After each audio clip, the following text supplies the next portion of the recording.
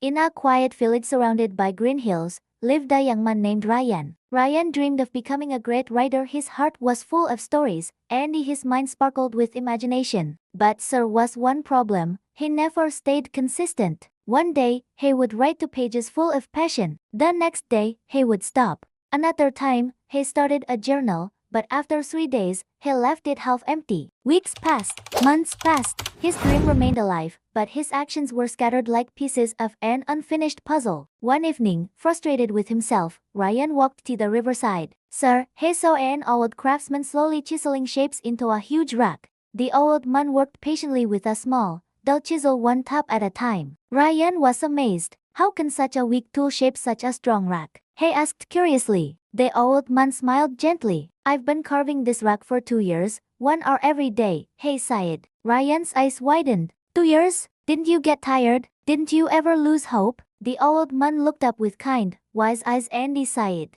My son, this chisel alone cannot break the rock, but my daily effort, that's what makes the impossible possible. The rock doesn't change in one strike, but every strike counts. Those words struck Rayan deeper than any hammer could. That night, he returned home and he made himself a promise not to write a whole book, but just 1 page every single day. The first week was easy. The words flowed like water. But soon, laziness crept in. Some nights he was tired. Some mornings he felt empty. Still, he remembered the old man's words, every strike counts. So even on his worst days, he wrote a few lines. Days turned into weeks. Weeks turned into months. And slowly, the pages piled up. 100 pages, 200 pages, 300 pages. Until one day, a thick stack of paper lay on his desk. Rayan had finished his very first book. He sent it to publishers. Men rejected it. The old doubts returned. Maybe I'm not good enough. But this time, Rayan didn't quit. He wrote again, another page, another story, another submission. 2 years later, one of his books was finally published. Readers began to love his words.